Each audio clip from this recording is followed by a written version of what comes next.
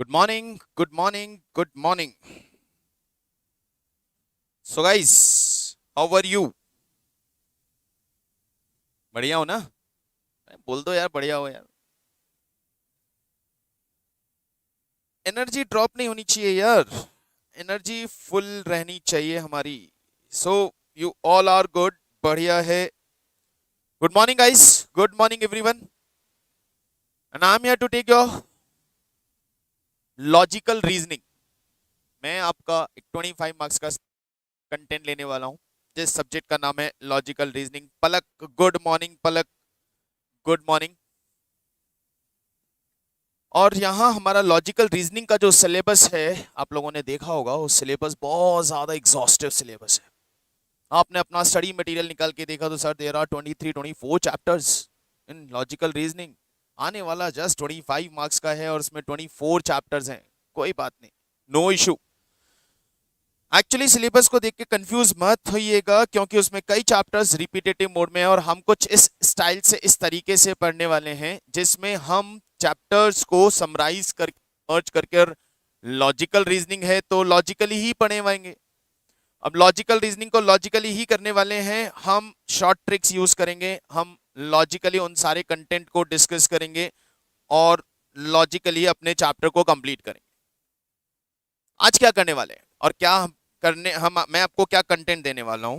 हमारे logical reasoning का जो कंटेंट रहेगा कुछ इस तरह से रहेगा. हम डिस्कस करेंगे सबसे पहले और कॉन्सेप्ट डिस्कस करेंगे. कॉन्सेप्ट डिस्कस करने के बाद हम क्वेश्चंस पे आएंगे और क्वेश्चन में मैं आपको एमसीक्यू क्वेश्चंस का पूरा एक पीडीएफ फाइल शेयर करूंगा, जिनके क्वेश्चंस हम यहाँ करेंगे. हर चैप्टर पे नियर अबाउट 50 क्वेश्चंस तक हम यहाँ सॉल्व कर लेंगे. उसके बाद आप अपने स्टडी मटेरियल से क्वेश्चन सॉल्व करेंगे. तो definitely all will be sorted out. ठीक है, तो चलिए आज का जो टॉपिक हम शुरू कर रहे हैं उस टॉपिक का नाम है clock and calendar. The first topic that I'm taking today is clock and calendar. हम स्टडी के सीक्वेंस में नहीं चलने वाले, हम अपनी तरीके से ही डिस्कस करेंगे टॉपिक बाय टॉपिक लेके. तो जहां तक लॉजिकल रीजनिंग की बात है, लॉजिकल रीजनिंग क्या है, before starting this clock and calendar, logical reasoning का थोड़ा सा कंटेंट हम डिस्कस कर लेते हैं. है क्या सर ये लॉजिकल रीजनिंग, हम क्यों पढ़ रहे हैं लॉजिकल रीजनिंग, और क्या काम आने वाला है हमारी लाइफ में लॉजिकल रीजनिंग. लाइफ में लॉजिक सबसे ज्यादा काम आता है. लॉजिकल रीजनिंग का जो कंटेंट है वो कंटेंट कुछ इस तरह से डिजाइन किया गया और आपका सिलेबस कुछ इस तरह से डिजाइन किया गया है कि आपका माइंड, आपका थिंकिंग प्रोसेस, आपका विजन ब्रॉड बन सके. मतलब आप किसी भी, जो भी चीज सामने दिखती है जरूरी नहीं है वो वैसी ही है जैसी दिख रही है. जो भी स्टेटमेंट हम सुनते हैं जरूरी नहीं है उन स्टेटमेंट का वही मतलब है जो बोलने वाले का अंदर इंटेंशन है, जो आपको सुनाई दे रहा है. हमें हर विजुअल को एनालाइज करना है, हमें हर स्टेटमेंट को एनालाइज करना है और उसमें से लॉजिकल इंटरप्रिटेशन ड्रॉ करना है. हमें अपने मतलब की चीज ढूंढनी है, हमें अपने काम की चीज ढूंढनी है ताकि हम उन्हें प्रोसेस कर पाए और बिजनेस में अपने डेवलपमेंट के लिए, अपने फ्यूचर प्लानिंग के लिए उन्हें इंटरप्रेट कर पाए. तो यहाँ पे बात ये नहीं है कि स्टेटमेंट जैसा बोला गया वैसा हमें सुनना है, वैसा हमें समझना है और वैसा ही हमारे काम का है. हमें यहाँ पे ये देखना है कि उनके पीछे हिडन इंफॉर्मेशन क्या है. चैप्टर्स जैसे जैसे आपको पढ़ाए जा रहे हैं, कैसे कैसे चैप्टर है. क्लॉक एंड कैलेंडर, सर इसमें हमें क्या करने का है. क्लॉक एंड कैलेंडर ये आपकी शार्पनेस को बढ़ाता है कि कितना फास्ट आपका कैलकुलेशन है यूजिंग शॉर्ट ट्रिक्स. कैसे आप क्लॉक को बचपन से देखते हुए आ रहे हो, लेकिन क्लॉक के अंदर छुपी हुई हिडन इंफॉर्मेशन को कभी हमने सोचने की कोशिश ही नहीं की. यहां हम वो समझने की कोशिश करेंगे. फिर हमारे पास एक चैप्टर आता है blood relation. Relation, yes, relation समझेंगे हम. रिलेशन क्या समझना है सर, रिलेशन का बिजनेस में क्या रिलेवेंसी. रिलेशन का रिलेवेंसी नहीं है, कनेक्शंस का रिलेवेंसी है. यहां आप कनेक्शंस आइडेंटिफाई करेंगे कि किसको किस तरह से कनेक्ट किया जाए, किस पर्सन के साथ कैसा डीलिंग किया जाए. हम यहां एक चैप्टर पढ़ने वाले हैं डायरेक्शन टेस्ट. डायरेक्शन टेस्ट किस चीज के लिए सर, डायरेक्शन से हमें क्या मतलब है. डायरेक्शन टेस्ट आपके विजन को और ज्यादा स्ट्रॉन्ग करता है. इन शॉर्ट, जितने भी चैप्टर्स आपके सिलेबस में डिजाइन किए गए हैं, लॉजिकल रीजनिंग, तीन तरह की लॉजिकल रीजनिंग होती है. एक लॉजिकल रीजनिंग कहलाती है, एक वर्बल रीजनिंग कहलाती है और एक नॉन वर्बल रीजनिंग कहलाती है. वर्बल रीजनिंग का मतलब है जहां पे आपको बोल के, जहां पे आपको डिक्टेट करके, जहां पे आपको स्टेटमेंट थ्रो करके आपसे विजन आइडेंटिफाई किया जाता है, आपका ऑब्जर्वेशन लिया जाता है.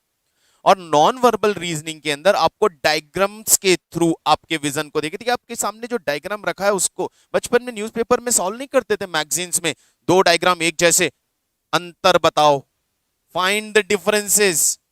तो वहां पे क्या कर रहे हो, डिफरेंसेस, मतलब आपका विजन कितना स्ट्रांग है, कितना आप बारीकी से उसको देख के उसमें से मिस्टेक्स ढूंढ पाते हो। तो वर्बल रीजनिंग के अंदर स्टेटमेंट्स होंगे और नॉन वर्बल में डायग्राम्स होंगे, वहां से हमें रीजनिंग ड्रॉ करना है। तो पहले तो हम लॉजिकल रीजनिंग वाले कंटेंट पे चलते हैं और यहां पे हमारा पहला topic clock and calendar. Let me see क्या करंट पोजीशन है हमारे पास।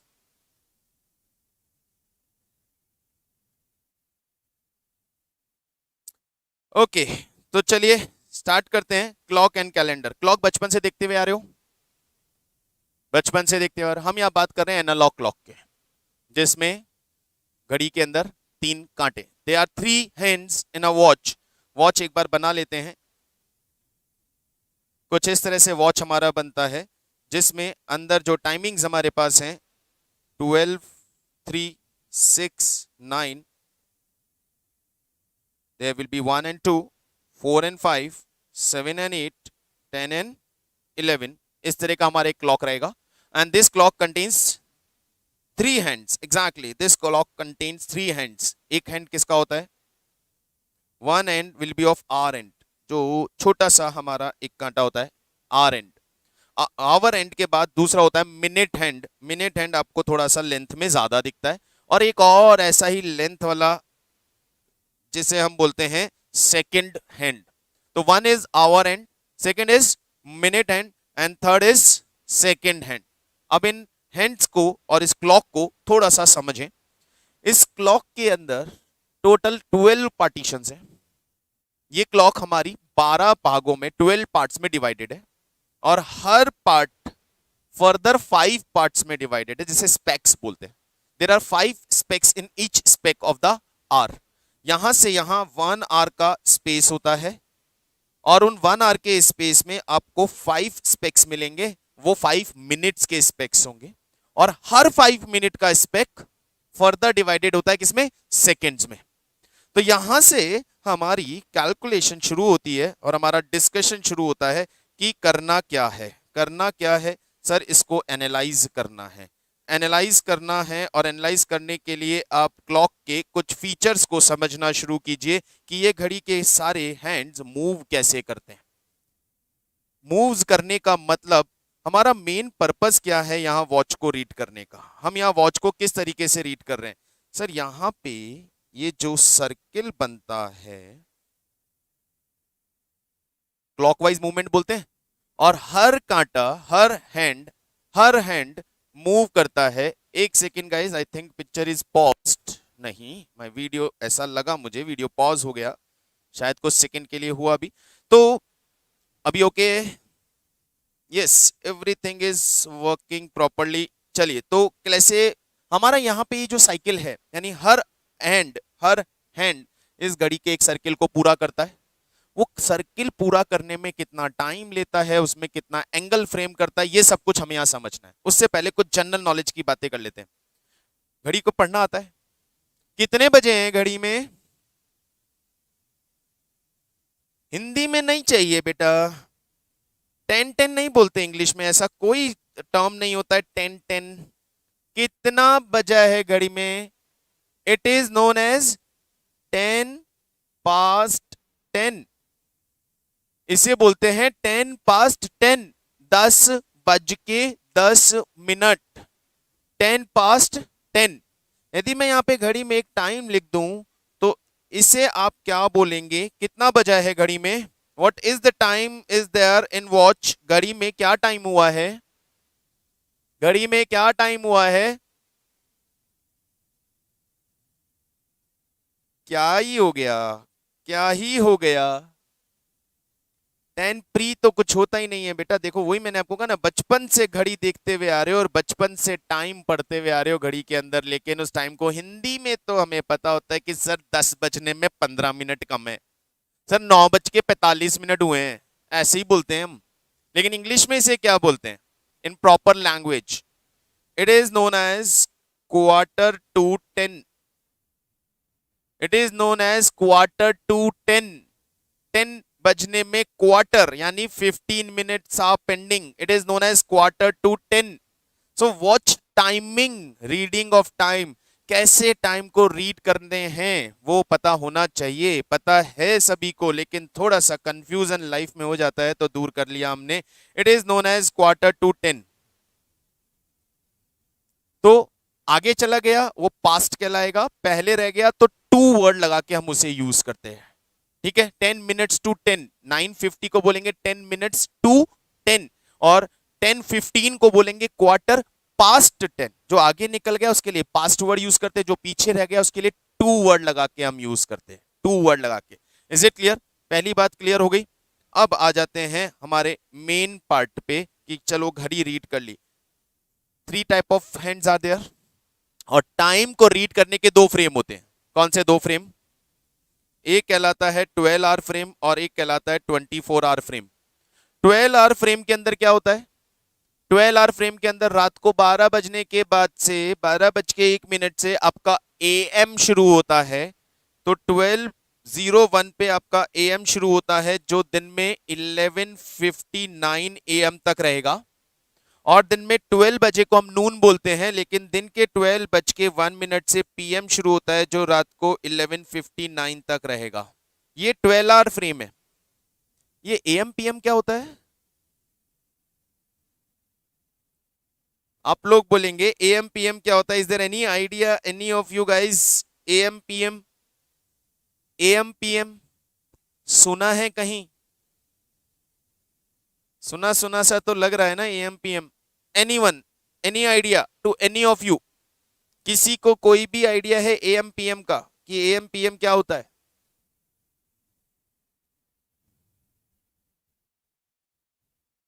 क्या बोले आपने? Post, past. Yes, correct. After meridian and post meridian. Ante meridian and post maritan is not after. Anti maritan after नहीं बेटा, is anti maritan. You tried well, Palak. Meridian after नहीं होता, इसमें एंटी मैरिटेरियन होता है, पोस्ट मैरिटेरियन होता है. गुड. चलिए 24 आवर फ्रेम कैसे चलता है? 24 आवर फ्रेम 00 से स्टार्ट होता है. Pre meridian, after and pre, ante and post.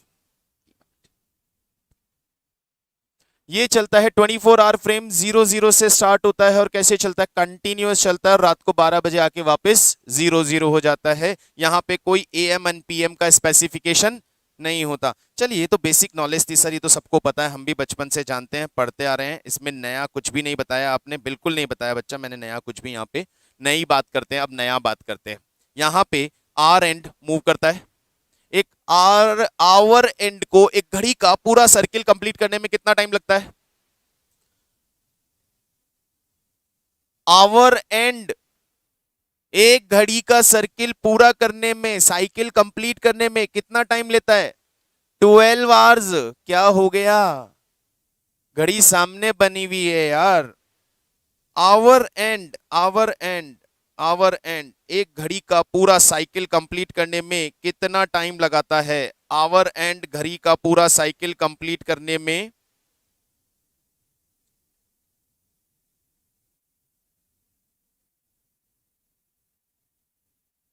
क्या हो गया? 12 आवर्स लगाता है. तो आवर एंड की बात करते हैं. आवर एंड 12 आवर्स में एक साइकिल पूरा करता है, और एक साइकिल कितने डिग्री का है? ये एक साइकिल मतलब कितना डिग्री? 360 डिग्री. तो it takes 12 hours to complete one cycle of the clock, and this one cycle, during this one cycle period, that hand run or move or walk 360 degree. वो घड़ी का आवर एंड एक cycle complete करने में 360 degree का time लेता है, 360 degree का मूवमेंट करता है. यहीं से कैलकुलेशंस को आगे कंटिन्यू करते हैं. तो 1 आवर में वो कितना डिग्री चलेगा? 1 आवर में वो कितना डिग्री चलेगा? तो 1 आवर में 360 डिवाइडेड बाय 12, 30 डिग्री. यानी आवर एंड 1 आवर में, यानी यहां से यहां आने में उसको कितने डिग्री का मूवमेंट आ गया? 30 डिग्री का मूवमेंट आ गया। 1 आवर में आवर एंड 30 डिग्री चलेगा, तो सर 1 मिनट में कितना डिग्री चलेगा? अब 1 मिनट में आवर एंड का मूवमेंट चाहिए, 1 मिनट में आवर एंड का मूवमेंट कितना होगा?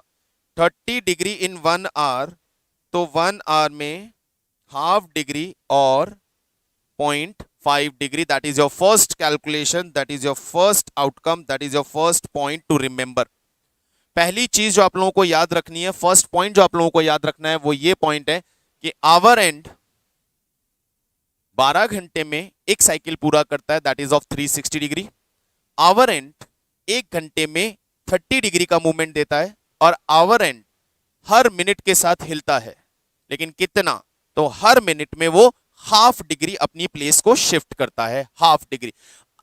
ये जो हैंड्स है ना, क्लॉक के हैंड्स को कितने चल रहा है, कितना चल रहा है, उसको हम कैसे काउंट करते हैं? या तो हम मिनट्स में काउंट करते हैं या फिर हम डिग्री में काउंट करते हैं। तो आवर एंड का movement 1 minute half degree. Is it clear everyone? Okay, चलिए अब बात करेंगे मिनट हैंड्स की। Minute hand, what about minute hand? Minute hand को चलने में कितना टाइम लगता है, वहीं से शुरू करेंगे। मिनट हैंड की मूवमेंट ओरिजिनल मूवमेंट से शुरू करेंगे। मिनट हैंड एक साइकिल, घड़ी का एक साइकिल कितने टाइम में कंप्लीट करता है? मिनट हैंड घड़ी का एक साइकिल कितने टाइम में कंप्लीट करता है? मिनट हैंड घड़ी का एक साइकिल कितने टाइम में कंप्लीट करता है? 1 आवर में, 1 घंटे में। तो 1 आवर में मिनट हैंड पूरा एक चक्कर लगा लेता है, और उस एक चक्कर को पूरा करने का मतलब कितना मूवमेंट दिया उसने? 360 degree. In 1 our minute hand moves और रन फॉर 360 डिग्री। 1 घंटे में 360 डिग्री, तो 1 मिनट में कितना चला? 1 मिनट में मिनट हैंड का मूवमेंट है 6 डिग्री। सेकेंड्स पे जाने की जरूरत नहीं है, यहीं तक, यही सबसे इंपॉर्टेंट चीज। सेकेंड्स में कैलकुलेशंस बहुत कम आती है गाइज हमारे पास आवर्स और मिनट में ही कैलकुलेशंस होती हैं। तो मिनट हैंड को मूव करने में, एक सर्किल पूरा करने में 1 घंटा लगता है, यानी 360 डिग्री का एंगल रन करने में उसको 1 आवर लगता है, यानी 60 मिनट्स लगते हैं। तो हम यहां से कंक्लूड करते हैं कि 1 मिनट में मिनट हैंड 6 डिग्री का जंप करता है, 6 डिग्री का टर्न लेता है। Both the information are clear? Yes? अरे हाँ, थोड़ा एनर्जी के साथ बोल लो यार। यस, ये खामोश हैं आप लोग, मत रहो। थर्ड, सेकेंड हैंड की बात करते हैं, सेकेंड वाले हैंड की बात करते हैं, सेकेंड वाले कांटे की, सेकेंड वाले सुई की, सेकेंड वाले हैंड की बात करते हैं। What about second hand? Second hand की क्या कैलकुलेशन है? सेकेंड का कांटा देखो क्या होता है सेकेंड के हैंड के साथ। सर वो तो हर मिनट में ही पूरा सर्किल कंप्लीट करता है। तो सेकेंड हैंड 1 मिनट में पूरा 360 डिग्री का साइकिल पूरा करता है। इससे ज्यादा हमारी इसमें रिक्वायरमेंट नहीं है। फिर भी 1 सेकंड में सेकेंड हैंड कितना चलता है? 6 degree. In a second, second hand moves 6 degree, और इन 1 minute second hand complete a round of clock, and that is of 360 degree. Second का हैंड 1 घंटे में, पूरी 1 मिनट में पूरी घड़ी का चक्कर लगा लेता है, तो वो 360 डिग्री कंप्लीट कर लेता है। Am I clear? All the informations are done. 3 basic information आप यहां पे नोट करके चलिएगा गाइस, नोट करते रहिएगा। It's about our and, it's about minute hand, and the last information is about second hand.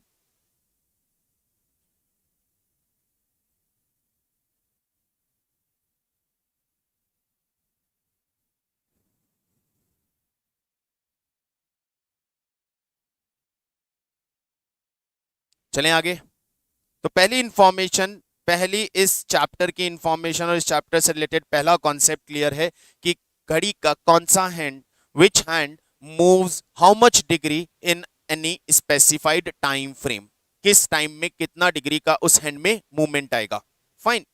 Next हमारे पास इंपॉर्टेंट चीज, next important concept क्या है? Next important concept, sir next important concept guys मेरे पास ये है कि आपके पास जब क्वेश्चन आता है तो कुछ इस तरह के क्वेश्चंस आते हैं कि सर इस स्पेसिफिक टाइम पे इस स्पेसिफिक टाइम पे हैंड्स के बीच में कितने डिग्री का एंगल बन रहा होगा, या सर किस पर्टिकुलर एंगल पे, जैसे 90 डिग्री के एंगल पे घड़ी के दोनों हैंड्स के मूवमेंट के बेसिस पे आप टाइम बताइए कि घड़ी में टाइम क्या हो रहा हो।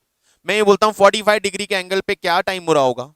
मैं ये बोल सकता हूँ 10:20 20:10 पे आर और मिनट हैंड के बीच में कितना एंगल बन रहा होगा। इस तरह के क्वेश्चंस हमारे पास आते हैं। अब इस तरह के क्वेश्चंस को सॉल्व करने का एक तो तरीका है कैलकुलेशन। एग्जाम्पल लेंगे पहले, फिर शॉर्टकट की बात करेंगे। पहले एग्जाम्पल, 20:12, 20:12 सर मिनट हैंड और आर हैंड के बीच में क्या एंगल फ्रेम हो रहा होगा। 20:12 मिनट हैंड और आर हैंड के बीच में क्या एंगल फ्रेम हो रहा होगा। 20:12 सोचिए 12:20 पे मिनट हैंड और आर हैंड के बीच में कितने डिग्री का एंगल फ्रेम हो रहा है। Can you calculate. सर हम ये मान लेते हैं, हमें ये पता है कि 12 बजे पे दोनों कांटे, दोनों हैंड्स एग्जैक्टली एक पोजीशन पे होते हैं और 12 बजने के बाद इन दोनों हैंड्स ने अपना अपना मूवमेंट स्टार्ट किया होगा। 20 मिनट्स आपने बोला मिनट हैंड 20 मिनट की पोजीशन पे शिफ्ट हो गया है और आर एंड भी थोड़ा सा शिफ्ट हुआ होगा, क्योंकि हर मूवमेंट के साथ, हर मिनट के साथ आवर एंड भी हिलता है और मिनट हैंड भी हिलता है। कौन कितना हिलता है, कौन कितना चलता है, देख लेते हैं। 20 मिनट्स में हमें यह देखना है कि हमारा मिनट हैंड कितना चला और फिर हमें देखना है कि उसमें आवर एंड कितना चला। ठीक है, 20 मिनट्स में मिनट हैंड कितना चलेगा। सर ऊपर हमने यहां समझा है 1 मिनट में मिनट हैंड कितने डिग्री चलता है, 6 डिग्री चलता है। 1 मिनट में मिनट हैंड 6 डिग्री चलता है। जब दोनों इस जगह थे तो उनके बीच में कितने डिग्री का एंगल था, 0 डिग्री का एंगल था। 20 मिनट में मिनट हैंड ने 120 डिग्री 120 डिग्री का मूवमेंट दे दिया। मिनट हैंड कितना चल गया, 120। मिनट हैंड यहां से हिल के यहां आ गया, ये 120 डिग्री मूवमेंट कर गया। मिनट हैंड कितना मूवमेंट कर गया, 120 डिग्री। तो क्या आर हैंड वहीं पे था, क्या आर हैंड वहीं पे खड़ा रहा, नहीं, आवर एंड भी मूव किया होगा। आवर एंड ने 20 मिनट में कितना मूवमेंट किया होगा। सर आवर एंड का मूवमेंट 1 मिनट में हाफ डिग्री का होता है। आवर एंड का मूवमेंट 1 मिनट में हाफ डिग्री का होता है, तो हाफ डिग्री के हिसाब से 10 डिग्री आवर एंड भी अपनी जगह से 10 डिग्री शिफ्ट हो गया होगा। बस तो बता दीजिए इन दोनों हैंड्स के बीच में कितने डिग्री का एंगल बन रहा है।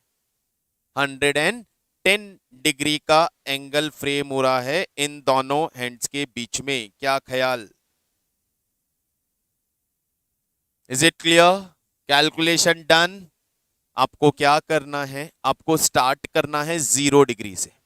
यदि आपको कोई भी एंगल कैलकुलेट करने के लिए बोला जाए तो आप 0 डिग्री से स्टार्ट करिए। यदि 12 बजे से शुरू करें, ये पूछे, मान लीजिए ये पूछता है आपसे 1:20 पे क्या एंगल बन रहा है, तो मैं 12 बजे से स्टार्ट करूंगा, क्योंकि 12 बजे पे मुझे मालूम है कि दोनों हैंड्स के बीच में 0 डिग्री का एंगल होगा। तो 12 बजे दोनों ने साथ चलना शुरू किया। 1:20 पे क्या पोजीशन होगी, क्या पोजीशन होगी। 1:20 पे दोनों हैंड्स 1 घंटा 20 मिनट चल चुके हैं। दोनों हैंड 1 घंटा 20 मिनट चल चुके हैं। इन शॉर्ट दोनों हैंड्स 80 मिनट्स चल चुके हैं। तो दोनों हैंड्स का 80 मिनट्स का मूवमेंट निकालेंगे और आपस में माइनस कर देंगे, तो हमें मिल जाएगा हमारा angle between the hands. Sir calculation थोड़ा सा कॉम्प्लिकेटेड है, यस इट इज। तो इसको सिंप्लीफाई करने के लिए हमने एक फॉर्मूला डेवलप कर दिया। पहले लॉजिक समझना था, लॉजिक समझ लिया। कॉन्सेप्चुअली देखना था, कॉन्सेप्चुअली बात समझ में आ गई। अब इसे हम फॉर्मूले में डाल देते हैं। फॉर्मूला बहुत ही आसान है। फॉर्मूला क्या है, आसान है। अच्छा आसान है, मैं फॉर्मूला पूछ रहा था, आपने बोला आसान है। Plus minus theta is equal to, plus minus theta is equal to 11/2m minus 30h। ये है हमारा formula of calculating angle between the hands. दो हैंड्स के बीच में किसी भी टाइम पे यदि आपको एंगल कैलकुलेट करना है, जस्ट फॉलो दिस फॉर्मूला। इसमें M stand for minutes, H stand for hours, theta stand for angle. Theta आपको बताएगा उनके बीच में क्या एंगल है। यहां पे आपको रखना है मिनट टाइम, यहां पे रखना है आपको आवर टाइम।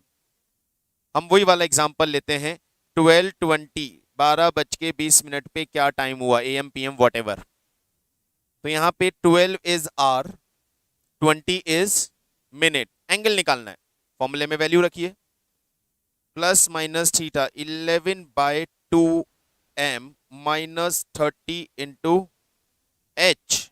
सॉल्व करते हैं, 110 minus 360, result is minus 250। Sir ये तो माइनस में रॉन्ग आ गया, हमारा आंसर तो 110 आया था, हमारा आंसर तो 110 आया था। आपने यहां पे कैलकुलेट किया है तो 250 आ गया, बेटा माइनस में आ रहा है। अब इसका ट्रिक भी समझ लो। जब भी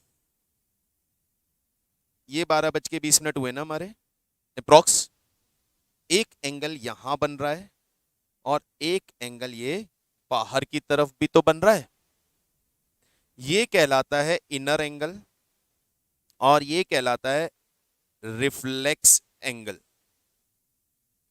अंदर का जो एंगल है वो कहलाता है इनर एंगल और बाहर का जो एंगल है वो कहलाता है रिफ्लेक्स एंगल। यहां पे जो रिजल्ट आएगा, या तो वो रिजल्ट इनर एंगल का आएगा या वो रिजल्ट रिफ्लेक्स एंगल का आएगा। कोई भी रिजल्ट आए, कोई भी रिजल्ट आए, एक चीज हमें पता है, total of both the angle will be 360। इसमें से मैंने 250 डिग्री माइनस किया तो रिजल्ट आया 110 डिग्री। इनर एंगल 110, आउटर या रिफ्लेक्स एंगल 250। तो दोनों एंगल करेक्ट आंसर है। What is the angle between two hands of the clock at 12:20, 12:20 पे घड़ी के दोनों सुइयों के बीच में कितने डिग्री का एंगल बन रहा था। क्वेश्चन ने ये नहीं पूछा है इनर एंगल बताना है या रिफ्लेक्स एंगल। आप इस फॉर्मूले से एक एंगल कैलकुलेट कर लो, whatever angle is there, जो भी एंगल ये फॉर्मूले से कैलकुलेट होके आता है, उस एंगल को ऑप्शंस में ढूंढो। ये वो आंसर ऑप्शन में अवेलेबल है, टिक कर दीजिए, आगे निकल जाइए। आपको कोई फर्क नहीं पड़ता कि वो इनर है या रिफ्लेक्स। लेकिन यदि वो ऑप्शन क्वेश्चन में नहीं, आंसर्स में वो ऑप्शन नहीं है, तो क्या करोगे, उसको 360 से माइनस करो और 360 से माइनस करने के बाद जो एंगल आए वो ऑप्शन में ढूंढो, वो है क्या, वो है तो वो टिक करके निकल लो। और यहां पे इस लगे हुए प्लस माइनस से आपको कोई मतलब क्यों नहीं है भैया? प्लस माइनस से मतलब, प्लस माइनस से मतलब क्यों नहीं है?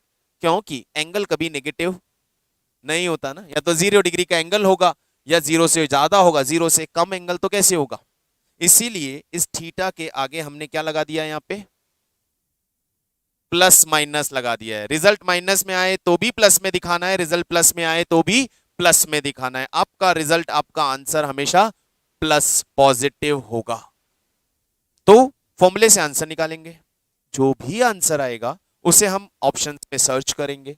ऑप्शन में यदि वो आंसर अवेलेबल नहीं है तो 360 डिग्री से हम माइनस करके जो रिजल्ट आ रहा है वो ऑप्शन में सर्च करेंगे, वो आंसर हो जाएगा। बात समझ में आ रही? फटाफट से एक एंगल कैलकुलेट करते हैं। मॉर्निंग 10:45 पे क्या टाइम हुआ है? टाइम नहीं, एंगल हुआ है। What will be the angle between two hands eight 10:45 AM? 10:45 पे घड़ी के दोनों सुइयों के बीच में कितने डिग्री का एंगल बना होगा? कैलकुलेट करके बताएंगे क्या आप लोग? 10:45 पे घड़ी के दोनों सुइयों के बीच में कितने डिग्री का एंगल होगा?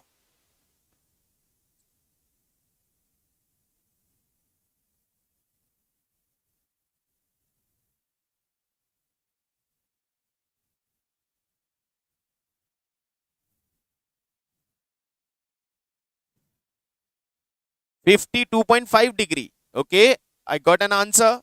52.5 degree. Is there anyone else who is giving the answer? कोई और जवाब देगा?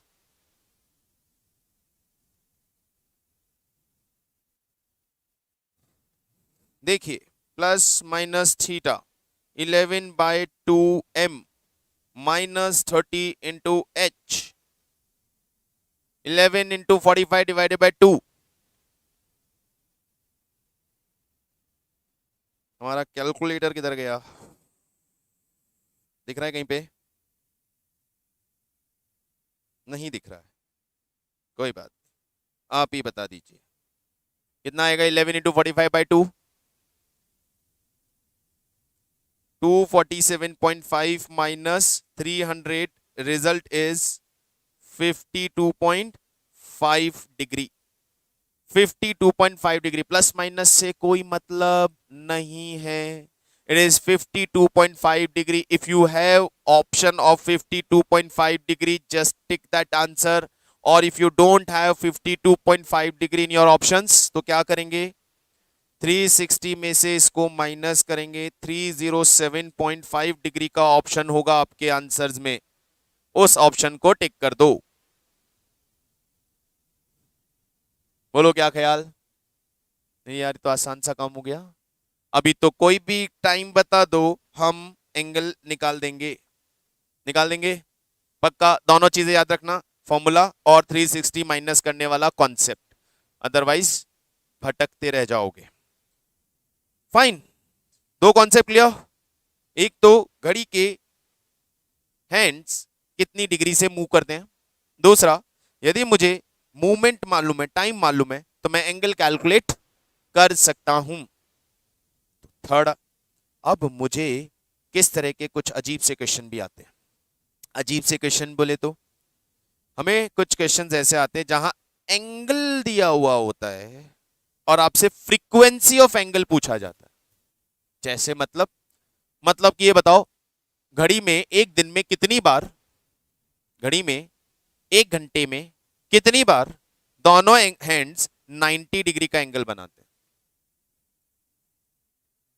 घड़ी में दोनों हैंड्स हर घंटे जब एक दूसरे के साथ घूमते हुए आते हैं तो कहीं ना कहीं तो वो 90 डिग्री का एंगल बनाते हैं. एग्जैक्टली ऐसे. तो कितनी बार बनाते होंगे 90 डिग्री का एंगल? 12 से 1 बजे के बीच में सोच के देखो, दिमाग लगा के, कि सर 12 बजे घड़ी शुरू हुई, टक टक टक टक टक टक टक चलता हुआ 12:15 के आसपास, 12:20 के आसपास कहीं ना कहीं तो 90 डिग्री का एंगल बन रहा होगा. फिर टक टक टक टक टक वापिस वो घूमता घूमता घूमता, बस इससे हाथ ज्यादा मेरा घूमेगा नहीं, दूसरी तरफ से घुमा लेता हूं, यूं घूमता ऊपर जाएगा तो कहीं कहीं सर 12:45 के आसपास फिर 90 डिग्री का एंगल बन रहा होगा. यस और नो? मतलब हर घंटे जब वो दोनों हैंड्स मूव करते हैं तो 2 बार 90 डिग्री के शेप में आते ही आते होंगे. एग्जैक्ट टाइम नहीं मालूम, मुझे चाहिए भी नहीं, मुझे सिर्फ इतना सा जानना है, 2 बार 90 डिग्री के फ्रेम में आते होंगे. आंसर डायरेक्टली, कितनी बार 90 डिग्री, एक घंटे में कितनी बार 90 डिग्री का एंगल बनाते हैं? 2 बार. अभी मैं यहां क्वेश्चन चेंज करूं कि सर एक घंटे में तो 2 बार 90 डिग्री का एंगल बना लेते हैं, 12 घंटे के टाइम में कितनी बार 90 डिग्री का एंगल बना लेते होंगे? 12 घंटे में कितनी बार 90 डिग्री का एंगल बना लेते होंगे? आंसर मत दे देना सर कि एक घंटे में 2 बार, तो 12 घंटे में 24 टाइम्स. गलत जवाब है. 24 टाइम्स नहीं बनता 90 डिग्री का एंगल. 12 आवर्स में 24 टाइम्स नहीं बनता. क्यों नहीं बनता? 12 आवर्स में 22 टाइम्स ही 90 डिग्री का एंगल बनता है. कैसे? दो टाइम ऐसे होते हैं जहां वो स्टार्ट ही 90 डिग्री से करते हैं. 2 टाइम ऐसे होते हैं जहां वो स्टार्ट ही 90 डिग्री से करते हैं. 3 बजे, 3 बजे किस एंगल में होंगे? 90 डिग्री. और 6 बजे, हाँ सॉरी 9 बजे किस एंगल में होंगे? 90 डिग्री. तो 2 बार तो वो स्टार्ट ही 90 डिग्री के एंगल में करते हैं, तो वो 2 बार कम हो जाएंगे, वो रिपीट हो रहे. इसलिए actual answer is 22 time. 24 hours में कितनी बार 90 डिग्री का एंगल बनता होगा? मैंने 22 लिख दिया क्या? 11 है ये।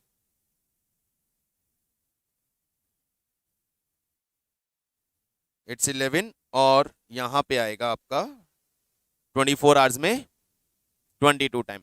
और ऐसे ही क्वेश्चंस फिर आगे 0 डिग्री और 180 डिग्री के लिए भी आते हैं, तो डायरेक्टली हम आपको नोट करवा देते हैं। 0 डिग्री का एंगल 1 घंटे में एक बार बनता है 12 बजे, या कभी भी वो एक दूसरे को जब क्रॉस करेंगे। 12 घंटे में 0 डिग्री का एंगल, अरे मैंने क्या किया है यार, हाँ सही लिखा था गाइस, 22 एंड 44। 0 डिग्री का एंगल 1 घंटे में एक बार बनता है, और 12 घंटे में 0 डिग्री का एंगल 11 टाइम बनता है। 24 आवर्स में 0 डिग्री का एंगल 22 टाइम बनता है। और अब ऐसे ही 180 डिग्री की जब हम बात करते हैं तो 180 भी 1 घंटे में एक बार, 12 घंटे में 11 बार और 24 घंटे में 22 बार। ये याद रख लीजिएगा, याद ही कर लीजिएगा, क्योंकि डायरेक्ट क्वेश्चन आता है इस पे। डायरेक्ट क्वेश्चन आता है, कैलकुलेट करने का टाइम नहीं है हमारे पास। हमें जो चीज डायरेक्टली पता है उसे हम कैलकुलेट करने की मेहनत नहीं लगाने वाले। ये डायरेक्ट क्वेश्चन आता है, डायरेक्टली याद कर लीजिए। किसी के भी ऊपर एक क्वेश्चन आ सकता है, याद रखिएगा। 0 और 180 डिग्री का एक ही फ्रेम है।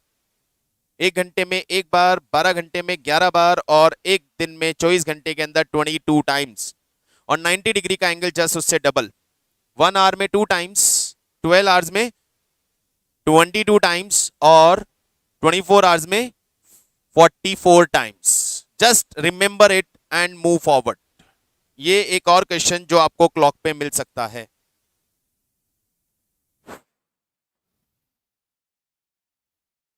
नेक्स्ट आपके पास आता है mirror image. Next concept, next तरह का जो सवाल, नेक्स्ट तरह का जो क्वेश्चन आपको एग्जाम में मिल सकता है क्लॉक पे, वो होता है मिरर इमेज। थोड़ा सा आपसे एक अलग सा ऑब्जर्वेशन किया जाता है कि सर घड़ी यहां पे लगी हुई है और उस घड़ी के साइड में हमने मिरर लगा दिया है। यूं घड़ी यहां पे यूं लगी हुई है, हमने यहां साइड में मिरर लगा दिया है, तो घड़ी का रिफ्लेक्शन मिरर पे आ रहा होगा। और घड़ी का रिफ्लेक्शन जब मिरर में आएगा तो हमें ये बताइए कि मिरर में देख के क्या आप एक्चुअल टाइम बता सकते हो, या एक्चुअल टाइम देख के मिरर में क्या टाइम हो रहा होगा वो बता सकते हो? सर थोड़ा सा मुश्किल है, कोशिश कर सकते हैं। नहीं, एग्जैक्ट चाहिए, एग्जैक्ट एग्जैक्ट टाइम बता सकते हैं। इसका भी शॉर्ट ट्रिक है, बहुत आसान सा। इसका भी शॉर्ट ट्रिक है, बहुत आसान सा। मिरर इमेज टाइम आपको क्या करना है, डिडक्ट एक्चुअल टाइम फ्रॉम 12 और 1160 और 24 और 2360।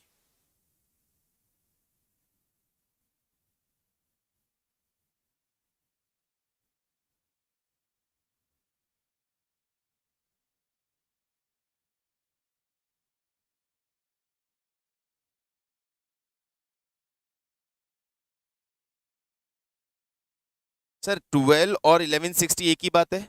हाँ, बस कैलकुलेट करने के लिए इजी किया है मैंने। 12 12 बजे या 11:60 बोलेंगे तो बात एक ही है, लेकिन कैलकुलेशन इजी रहती है। यानी आपके पास टाइम 12 आवर फ्रेम में है तो 12 से माइनस कर दो। यदि आपके पास टाइम 24 आवर फ्रेम में है तो 24 से माइनस कर दो। जो रिमेनिंग टाइम आएगा वो आपका मिरर इमेज टाइम होगा। एग्जाम्पल लेता हूं, 9:25 मॉर्निंग में हुआ है, इसका मिरर इमेज में क्या टाइम हो रहा होगा? 9:25 पे मिरर इमेज में क्या टाइम हो रहा है? 9:25 पे मिरर इमेज में क्या टाइम हो रहा है? तो सर सिंपल सा काम करना है, ये वाला फ्रेम है, 1160 में से 9:25 माइनस कर दूंगा, 2:35। मतलब यदि एक्चुअल टाइम 9:25 है तो मिरर में वो घड़ी आपको दिखा रही होगी 2:35, 2:35। Is it clear? सिंपल, बहुत आसान है। सिंपल जो गिवन टाइम है उसको 1160 में से माइनस कर दो, आपके पास मिरर इमेज टाइम अवेलेबल हो जाएगा। is as simple as that. Simply just deduct.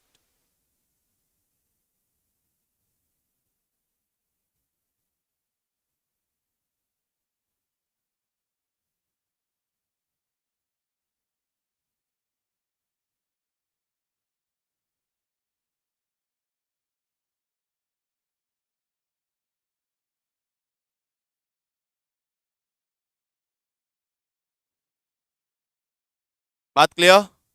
Is it perfectly okay? तो चलिए एक और कॉन्सेप्ट, कॉन्सेप्ट नंबर 4 रिवाइज कर लो फटाफट। पहला कॉन्सेप्ट क्या पढ़ा था?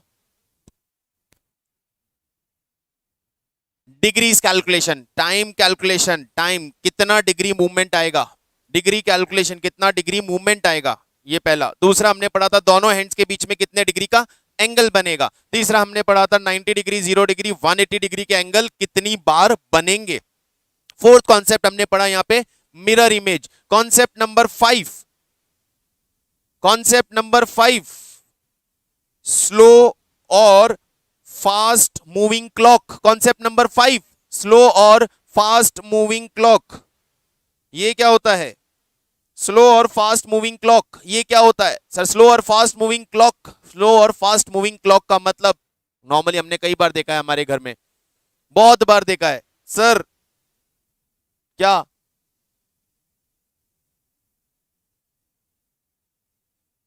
चलिए 2 मिनट में वापस मिलता हूं, 2 मिनट इस अर्जेंसी, 2 मिनट में please be there, I will be back.